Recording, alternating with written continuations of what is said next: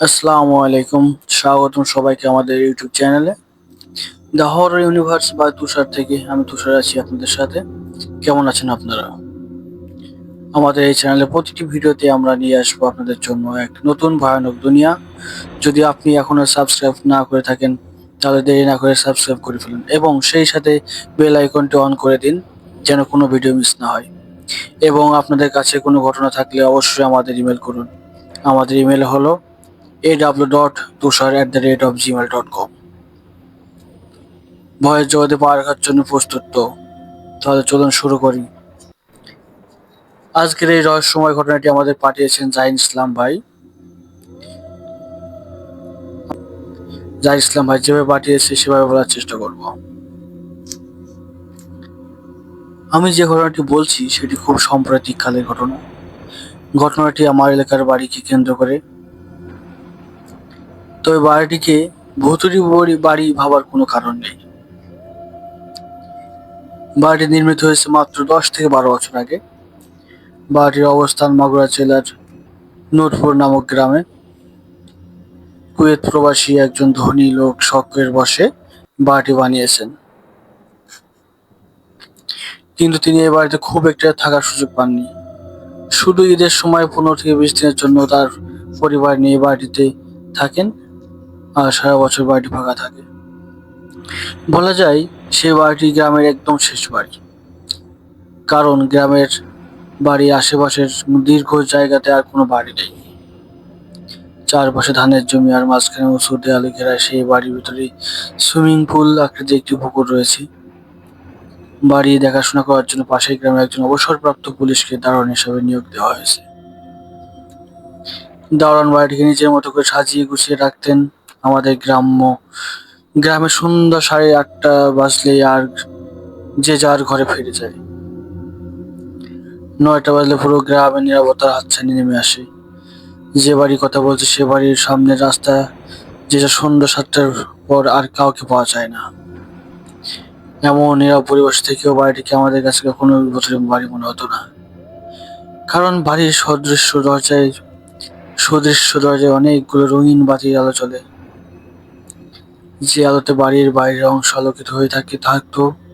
কিন্তু বাড়ির দারোয়ান তার মুখে এমন একটি রহস্যময় ঘটনা আমরা শুনেছি, যা শোনার পর থেকে দিনের বেলাতেও এখন বাড়িটিকে দেখলে ভয় লাগে। দারোয়ান বলেন, ঘটনা শুরু হয়েছিল গত বছরের গরমের এক সন্ধ্যাবেলা। সেদিন 7টার দিকে বাড়ির ছাদ থেকে দেখলেন বাড়ির সামনে 12 থেকে 13 বছরের একটি মেয়ে দাঁড়িয়ে রয়েছে। মেয়েটি অবাক চোখে বাড়ির দিকে তাকিয়েছিল। গরমের ঋতুতে সন্ধ্যা 7টা বাজার দিনের আলো পুরোপুরি মিলিয়ে যায় না, তখনও আবছা আলো থাকে। সেদিন আবছা আলোতে দারোয়ান মেয়েটির চেহারা স্পষ্ট দেখতে পেরেছিলেন। মেয়েটির গায়ের রং ছিল একরকম কালো বর্ণের। দারোয়ান ভাবলেন সুন্দর বাড়ির মেয়ে দেখতে হয়তো তাকিয়ে আছে, কারণ নতুন বাড়ির সৌন্দর্য দেখে অনেকেই বাড়ির দিকে তাকিয়ে থাকতো। পরের দিন ঠিক একই সময় দারোয়ান বাড়ির গেটে দাঁড়ানো ছিলেন। হঠাৎ তিনি দেখলেন গত দিনের সেই মেয়েটি আজও বাড়ির সামনে এসে দাঁড়ালো। তিনি আজ মেয়েটির কাছে গিয়ে তার পরিচয় জানতে চাইলেন। মেয়েটি জানালো সে এলাকার রমিজ আহমেদের কন্যা এবং তার নাম পারুল। দারোয়ান পাশের গ্রামের লোক হলেও তিনি এই গ্রামে কাউকে চিনতেন না। তারই এলাকার প্রতিবেশী লোকেদের সাথে ওনার তেমন পরিচয় গড়ে ওঠেনি। পরদিন একই সময় একই জায়গায় দারোয়ান পারুলকে দেখতে পেলেন। স্বাভাবিকভাবেই দারোয়ান মেয়েটিকে নিয়ে চিন্তায় পড়ে গেলেন। তিনি ভাবলেন পারুল মেয়েটা হয়তো চোর হতে পারে। তিনি আজ মেয়েটিকে ধরে জানতে চাইলেন যে তুমি সব সময় কি দেখো? দুঃখিত। মেয়েটি বলল সে নাকি পাশের বাড়ির বাসায় কাজ করে। নিজের বাড়িতে ফিরে যাওয়ার সময় তার নাকি বাড়ি দেখতে খুব ভালো লাগে। মেয়েটির বলা কথা সহজ সরল ভাষাগুলোকে দারোয়ান বিশ্বাস করতে পারল না। তবে সেই দিনের মতো দারোয়ান কথা না বাড়িয়ে মেয়েটিকে ছেড়ে দিলেন। পরের দিন দারোয়ান পারুল নামে মেয়েটিকে আবার দেখতে পান। সেদিন তিনি অবাক হন। সেদিন পারুলের সাথে দারোয়ান প্রায় আধা ঘন্টা কথা বলেন। দারোয়ান বুঝতে পারলেন পারুলের কোনো বদমতলব নেই। রাতের অন্ধকারে নামা শুরু করার পর পারুল আর তার বাড়ি থেকে চলে যায়।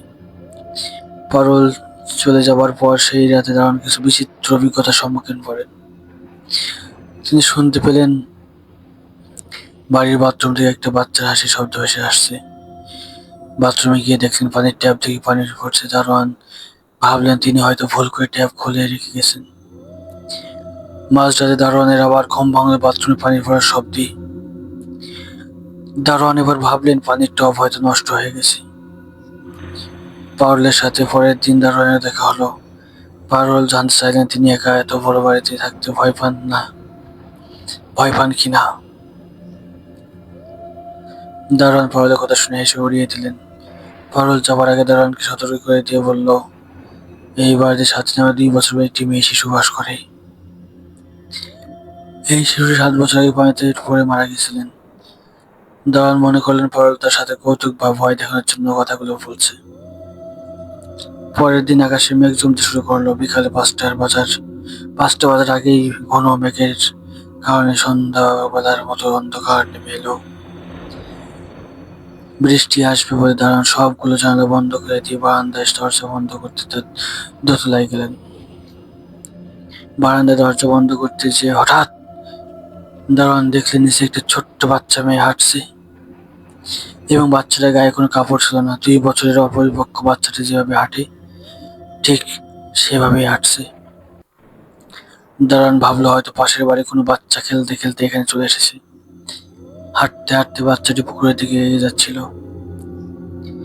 সে যেভাবে পুকুরের দিকে এগিয়ে যাচ্ছিল পুকুরে পড়ে দিনখাত কোনো দুর্ঘটনা ঘটবে। তিনি বাচ্চাটাকে জোরে ডাক দিলেন, কিন্তু বাচ্চাটি এক মনে হেঁটে চলেছে। দারোয়ান দোতলা থেকে বাচ্চাটির পেছনে দৌড় লাগালেন। শেষ পর্যন্ত বাচ্চাটির কাছে পৌঁছানোর আগেই বাচ্চাটি পুকুরে পড়ে গেল। তখন গরমকাল ছিল বলে পুকুরের কিনারে পানি বেশি ছিল না।